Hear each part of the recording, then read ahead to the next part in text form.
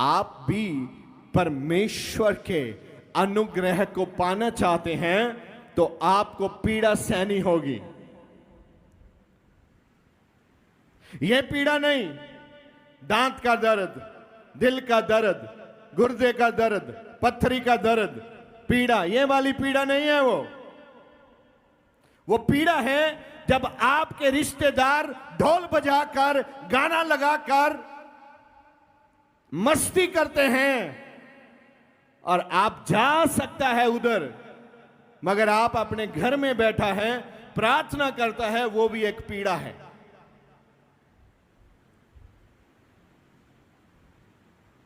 आप एंजॉय कर सकता है, सिनेमा जा सकता है, उसका कोई मायने नहीं है वहां पिक्चर क्या लगी है, लेकिन आपका पूरा परिवार जा रहा है और आप बोलते हैं नहीं नहीं मुझे वहां जाना मना है। यह पीड़ा है। 20 आदमी धोखा करते हैं, चीटिंग करते हैं, आप नहीं करता और आप थोड़े में अपना काम चला रहा है, यह पीड़ा है। यह वरदानों को आने देती है आपके ऊपर ये वाली पीड़ा।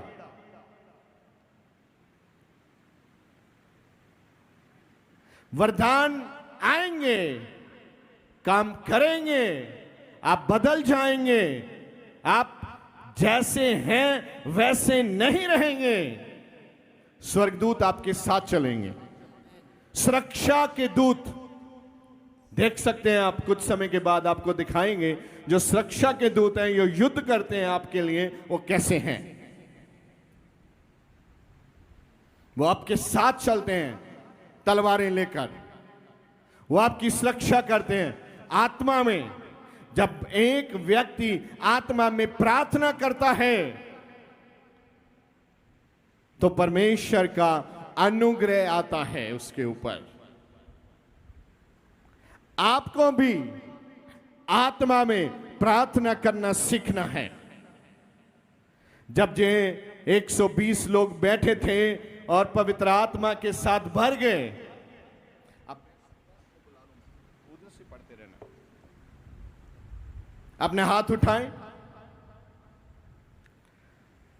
वो बड़ी तस्वीर दिखाएं। 120 लोग बैठे हैं, प्रार्थना कर रहे हैं। देखो, अब आप इस स्टेज में हैं आज। ऐसे प्रार्थना करने से आप परमेश्वर के अनुग्रह से भर जाता है, और जब आप परमेश्वर के अनुग्रह से भर जाते हैं, आपके बोले हुए शब्द इस पृथ्वी पे एक्टिवेट हो जाते हैं। और अपना हाथ उठा के बोलिए, पवित्र आत्मा, मैं आज आपका स्वागत करता हूं। आज मेरा जीवन बदल जाए। मैं साधारण व्यक्ति नहीं, मैं एक इंपॉर्टेंट व्यक्ति बन जाऊं, एक न्यू रैलम में चला जाऊं और आशीष आए यीशु मसीह के नाम से, आमीन। सुनिए, जब आप प्रार्थना में आएंगे, अभिषेक आएगा, बंधन और बीमारी अपने आप टूट जाएगी। आपने कुछ बोला नहीं, मैंने सुना नहीं। अभी मैंने बोला प्रार्थना में बैठेंगे, अभिषेक आएगा, बंधन अपने आप टूट जाएंगे। कितने विश्वास करते हैं बंधन टूट जाएंगे? अपने हाथ हिलाओ, बोलो, परमेश्वर मैं तेरी महिमा करता हूं, क्योंकि तू महिमा के योग्य परमेश्वर है। मैं तेरा धन्यवाद करता हूं। मुझे छू ले प्रभु आज और मुझे चंगा कर दे, यीशु मसीह के नाम से, आमीन। जो व्यक्ति, ये बैठना नहीं चाहिए, जो व्यक्ति प्रार्थना नहीं करता, वो दुख और बंधन में रहता है। जो व्यक्ति प्रार्थना करता है वो दुख, बीमारी और बंधन से आजाद हो जाता है।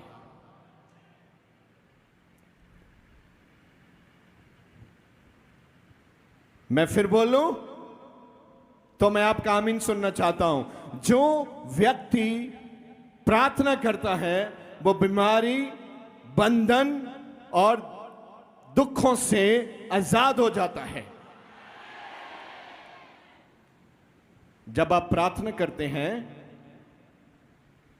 थोड़ा साफ, जब मैं प्रेयर करता हूं ऐसी आवाज करते, जोर से नहीं। जब आप प्रार्थना करते हैं, आपको क्या खाना चाहिए, क्या नहीं खाना चाहिए, उसका भी ज्ञान होना शुरू हो जाता है। कुछ लोग वो ही खाते हैं जो सेहत के लिए हानिकारक है। क्यों? क्योंकि उसके पास लंबा जीने के लिए परमेश्वर का अनुग्रह नहीं है।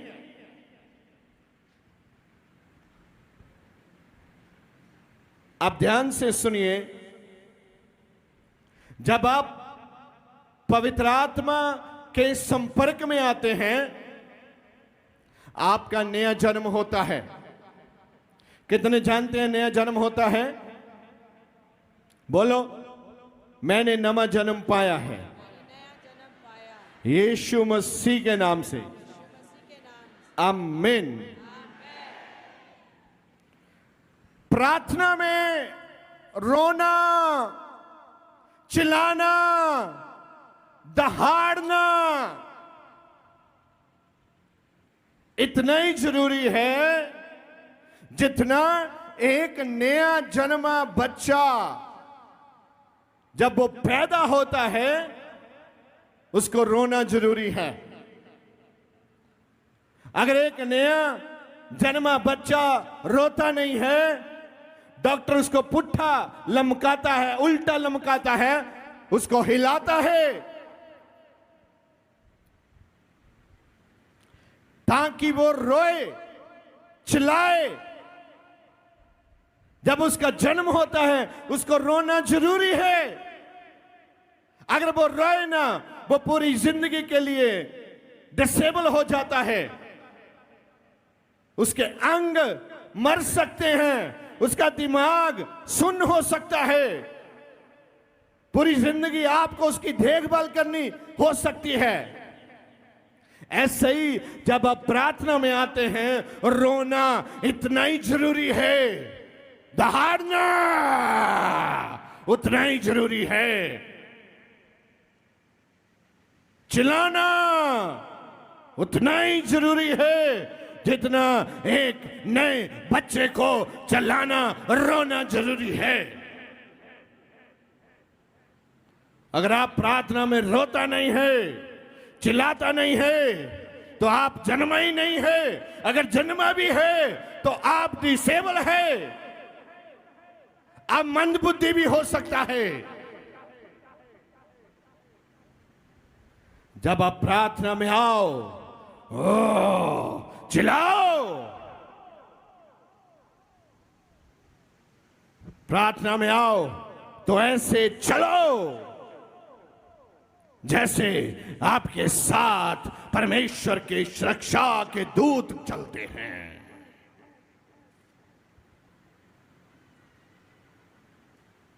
प्रार्थना में बैठा तो बोलते नहीं,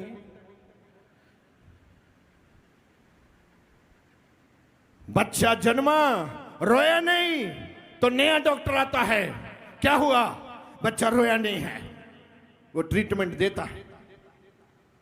आपने अगर बपतिस्मा लिया है, आपने अगर तौबा किया है, चर्च में आते हैं, तो प्रार्थना में रोना सीखें। जब मैं पहली बार 2003 में एक मीटिंग में गया, वहां प्रार्थना हो रही थी, सुबह का 7 बजे का टाइम था। जब मैं वहां खड़ा था, एक खुदा के दास मेरे पास आए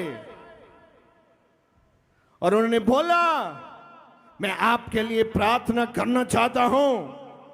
मुझे खुदा ने बोला है। मैंने बोला, अगर खुदा ने बोला है तो आप जरूर करिए। जब वो मेरे लिए प्रार्थना करने लगा, मैं इतना रोया, इतना रोया, 45 मिनट में वहां रोता रहा। पहली बार मेरा जन्म हुआ था, मुझे मालूम नहीं था कि मैं आत्मा में जन्म गया हूं, मैं पैदा हो गया हूं आत्मा में। जब मैं रोने के बाद उठा, वापस आया, 3 दिन के बाद एतवार था और मैंने अपने पिताजी को बोला, मैं 9 साल का था जब पवित्र आत्मा का बैप्टिज्म मेरा हो गया, मुझे पवित्र आत्मा का बैप्टिज्म मिल गया। मैं 9 साल का था, तब भी मुझे पता नहीं था कि मेरा आत्मा में जन्म हो गया है।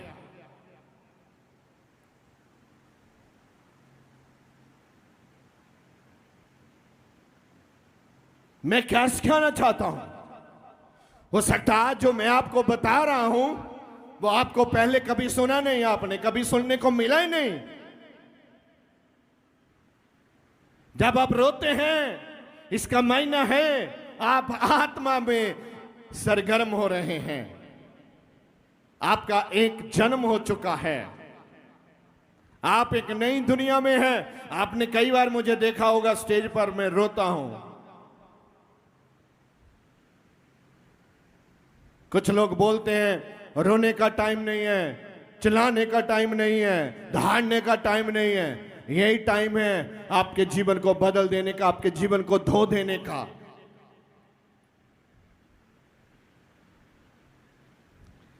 कितने मेरी बात समझ रहे हैं आज? Praise the Lord. बोलो, मैं मसीह में जिंदा हूं, मैं समझ चुका हूं, खुदा का अभिषेक मेरे ऊपर है, मैं एक नए रैलम को ले रहा हूं।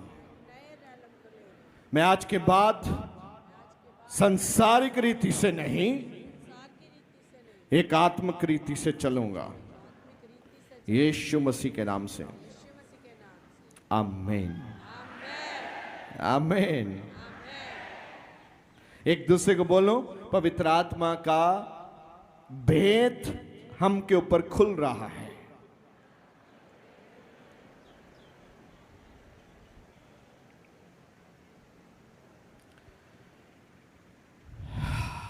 हालेलुया। आत्मिक अनुग्रह में बढ़ने के लिए आत्मिक भोजन चाहिए और शारीरिक तौर पे बढ़ने के लिए संसारिक भोजन चाहिए। लेकिन कुछ लोग जब भूख लगती है कुछ भी खा लेते हैं। कुछ भी मत खाओ, अपने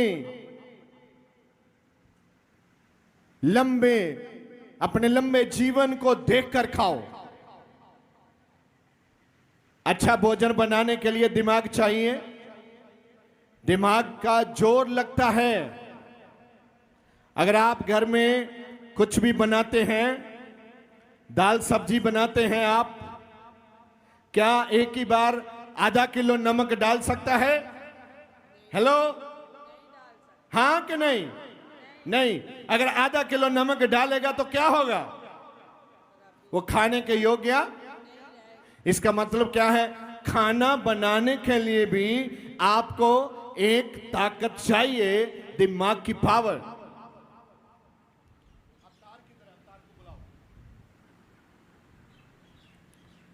तो जब आप खाना बनाते हैं उसके लिए आपका दिमाग यूज होता है। लेकिन जब आप प्रभु के घर में आते हैं तो आपके लिए पवित्र आत्मा का अभिषेक चाहिए उसमें ही आओ, ना कि संसारिक बुद्धि के साथ आओ।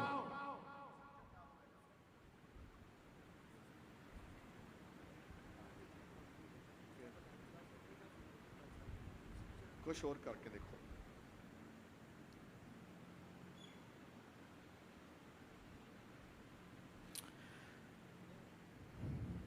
एक दिन में रोटी बना के रख लो और 10 दिन के लिए खाओ, क्या अच्छा है?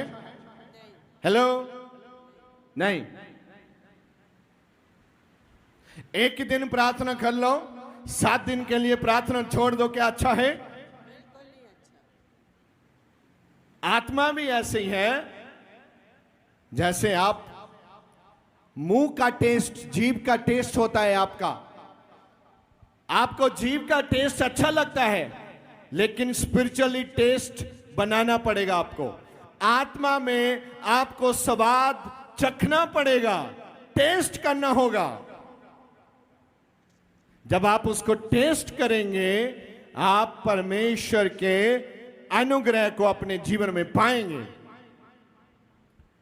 प्रार्थना कैसे करनी है, प्रार्थना कैसे की जाए, ये आपको मालूम होना बहुत जरूरी है।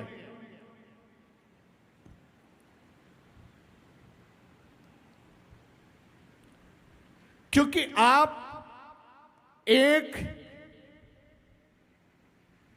जो अच्छा समय है प्रार्थना का, उसको मिस कर जाते हैं। जैसे संडे है, सुबह प्रार्थना का एक अच्छा सेशन होता है, आप तो उसमें होता ही नहीं है, उसको मिस कर जाता है। लेकिन आपके दिमाग में क्या है? मैं तो हर संडे चर्च जाता हूं, मैं तो हर संडे चर्च जाता हूं, मैं तो हर संडे चर्च जाता हूं। एक ही बात है।